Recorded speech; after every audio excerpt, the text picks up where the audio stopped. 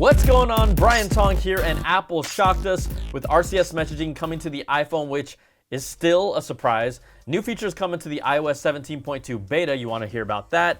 Apple Watch brings us back its most important swipe, spatial video on the iPhone 15 Pro and the Apple Vision Pro, and a whole lot more. So let's start with what no one saw coming. In a statement to 9to5Mac, Apple told them, later next year, we will be adding support for RCS Universal Profile. The standard is currently published by the GSM Association.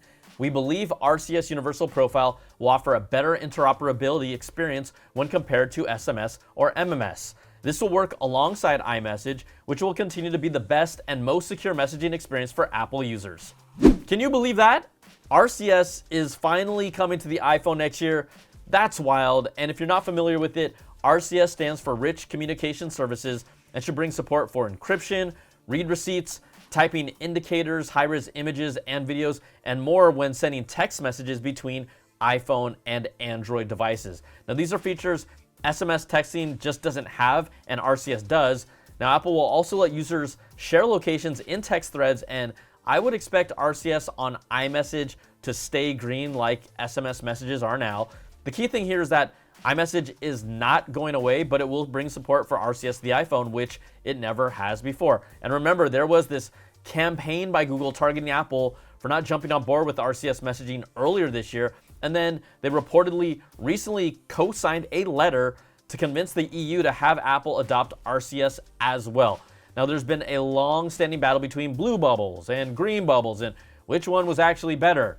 I don't really care, but you guys all did break my chats. But even when it comes down to dating, you might get ghosted or turned down because you had green bubbles instead of blue.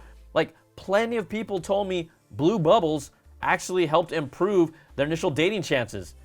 And that's just crazy because it used to be that blue things were actually bad when it comes to dating. The reality is that Apple didn't want anything to happen to iMessage with potential regulations coming from the European Union that would have forced them to open it up.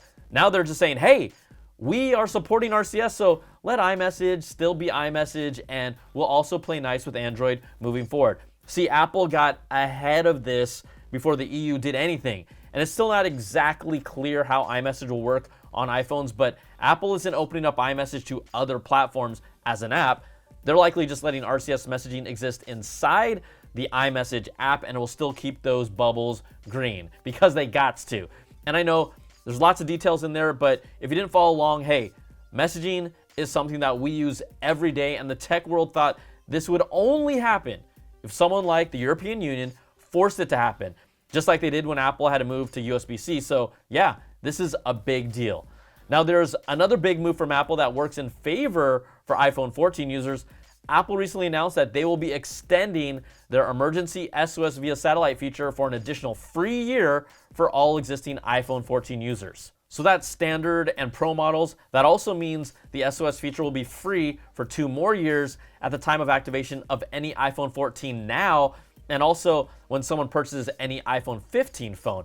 Now, this feature has legitimately saved lives, and it's just great to see Apple extend the service for a total of 2 years. Remember, we weren't sure what was going to happen after that year 1. Now, they've also added a new layer to it with roadside assistance via satellite on iPhone 14 and iPhone 15 models running iOS 17. So I would say stick around on this channel and you might see something about that as well.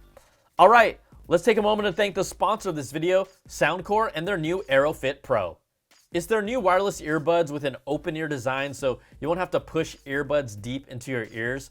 They use Soundcore's air conduction technology that is directed towards your ears to bring fuller audio compared to bone conduction technology, and I'm just genuinely surprised how good they sound. It's a snug and secure fit that is ergonomically designed to wrap around your ear with this ear hook design.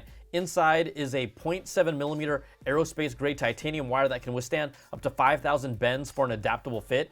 And if you want an even more secure fit, you can use this detachable and adjustable neck band while you're exercising or being active. Now, it has deep bass you can hear with its 16.2mm oversized drivers compared to other open-ear headsets. They also support LDAC and 360-degree spatial audio that tracks your head movements to match it to the sound as well.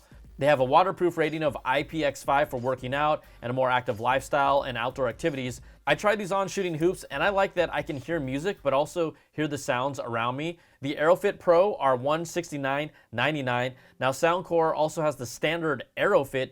These have an open ear design as well and are geared more towards everyday use with their lighter weight and have a waterproof rating of IPX7 for $129.99. So check out the Soundcore, AeroFit Pro, and AeroFit in the link in the description of this video.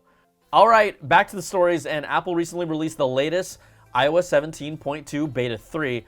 I think it's like a really good time to get into some of the big features that will matter for you coming to the next iOS update. And there are smaller ones too, but the biggest new app is going to be the Journal app. Now, Apple gave us a preview of it at WWDC 23, but it's finally in the beta, and I think it's really a nice, clean implementation of giving you moments to reflect and mark key events or feelings you're having. The app is straightforward. Now, once you do a few things to set it up, you can just hit the plus sign, and it gets you access to the most recent places, photos, or videos, or even walks that you've taken. Or it offers you some topics to reflect on as well, and you just get to journal in, and it will keep that log right on your phone. The hope is that by journaling, it will also assist in seeing how your mood might change depending on events that are happening to you. Now, I haven't been able to use it for a long time, but I'd like to see more integration where you can also log your state of mind to your journal posts if you want to, just to establish more trends and see how they correlate. Now, the Journal app will take discipline if you normally don't journal or do anything like this, but I think it's a nice feature, and it's something that's worth taking advantage of in iOS 17.2. Okay, the second biggest new feature, or arguably the biggest feature for me, is spatial video recording with iOS 17.2 on the iPhone 15 Pro and 15 Pro Max. Now, if you watch my channel, I got a chance to experience it, go hands-on in person, and then jump back into the Apple Vision Pro to see what spatial video captured on an iPhone 15 Pro looks like in real life. And it uses the wide and ultra wide cameras to capture 2 streams of video at the same time. It records at 1080p at 30 frames per second, and the file size is about 130 megs per minute since it's recording 2 streams of video at the same time. Recording time is unlimited, and it only records directly to iPhone, not an external USB-C drive. So you can't connect one and force it to go there. It's dedicated, records just to the phone. Now, the immersion, you got this 3D depth effect, and the quality of the video is very good. And of course, we'd all like to see it in 4K as well, and it will eventually get there, but it's still very, very good. And yes, you can start recording spatial video right now with the iOS 17.2 beta and a 15 Pro or 15 Pro Max. You can view it on your iPhone as well, but it will be a flat video. And once the Apple Vision Pro is released, you'll be able to have all these spatial video moments. And don't forget, right, panorama still shots to view as well. So do it all. And this thing is obviously going to be all about content. So if you're one of those people who knows that you're going to be getting a headset, I would recommend that you start recording some of those moments in spatial video like right now. Now, there's still lots of other iOS 17.2 features. In the Messages app, when you do a long press, you can now add a sticker response to that message as an alternative to the normal tapback reactions of the heart or thumbs up or haha and others. It's just a quicker method of doing it instead of dragging a sticker from the sticker drawer and then attaching it to a message. And hey, remember the action button? Yeah, it's still there. Are you still using it for anything other than a mute switch? That's all I'm doing right now. Look, I talked all about it in my review. I want multiple functions on it, but you can now choose a new translate option for the action button. And when you hold it, a translate button pops up that listens to your spoken text and translates it for you. Now, the Apple TV app has removed the separate tabs for movies and TVs in the store section of the app, with more TV app redesigns coming in the near future. You also have in the iPhone and FaceTime settings, there's a new share name and photo option that uses your contact poster. Now, I have not seen enough of you get in there and set one up. Please do. It just looks really cool, but it allows you to decide what types of people you share your contact poster and your name with. And then those contact posters that you make will now have an option to select rainbow colored text for your name when making one in the Contacts app in iOS 17.2 to, bring us some flavor. Now, there are new weather widgets in the Weather app for sunrise and sunset. You got daily forecast and details in iOS 17, and also a new digital clock widget that you can put on your home screen or lock screen. There's a new AirPlay receiver setting that will allow the Apple Vision Pro headset to either stream or share content to an iPhone. And then the AirPlay feature to make connecting to some hotel TVs a whole lot easier. That was teased at WWDC 23. That'll be going live pretty soon, and I can't wait to see that in action. As someone who travels a lot, just go to the TV, AirPlay it, boom. I want it to be easy. Hey, you want to see a body?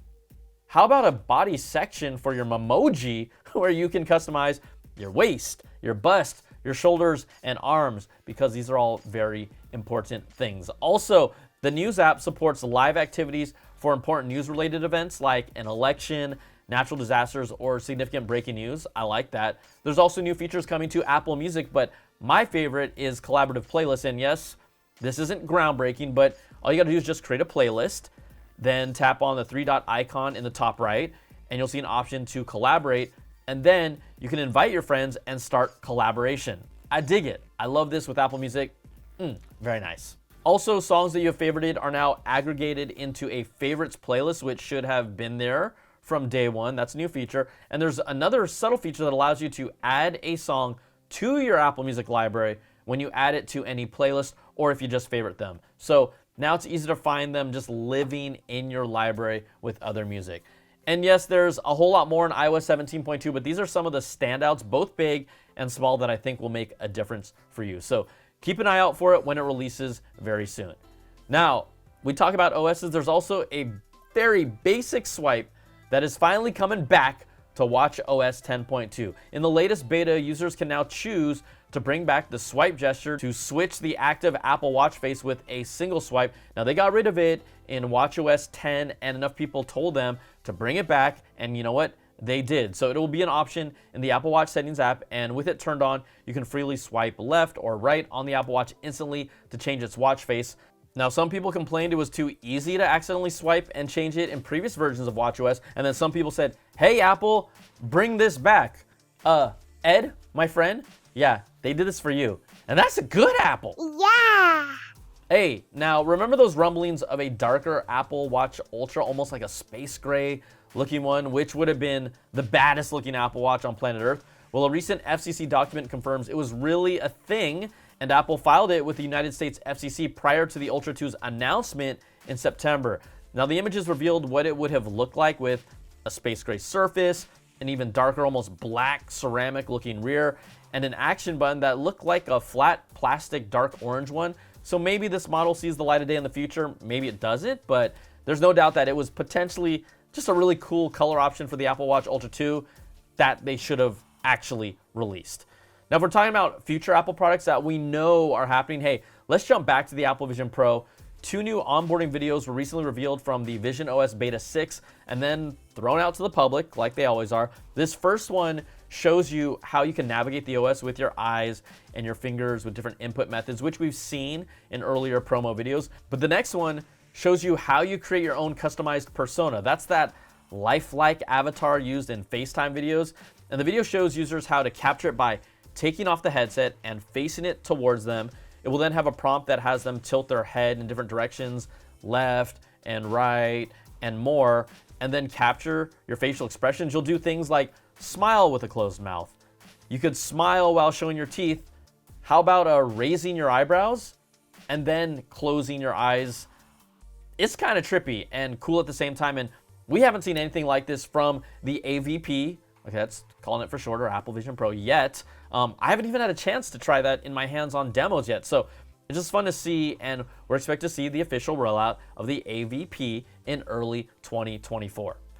All right, everybody, that is going to do it for this video. Hey, if you like what you see, give me that thumbs up, subs up, and hit that notification bell, ding, to get all my latest videos when they drop. And if you want more of that Apple goodness, you can check out my weekly Apple Bits XL audio podcast with the latest stories and special guests. Plus, you can support all my content with an ad-free version of the podcast. You get early access to my content and exclusive content at patreon.com/BrianTong. All right, thanks so much for watching. Take care, and we'll see you in the next video. Peace and love.